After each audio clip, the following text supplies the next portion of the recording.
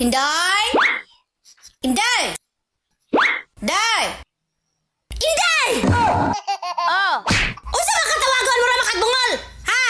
Gayon na pa gitawag ba? Ay mga tol-gatol pa oh. unsa man? Unsa? Ha? Ganina pa ka gitawag wa ka na minaw. Lisuon ko ng ulo ni mo ron. Kuatong habol be kanatay bisita. Bisita na po. Kahapon bisita, karon na po'y bisita. Ayaw na sige reklamo diha day be. Kuha na lang tong bag-o nga habol dito.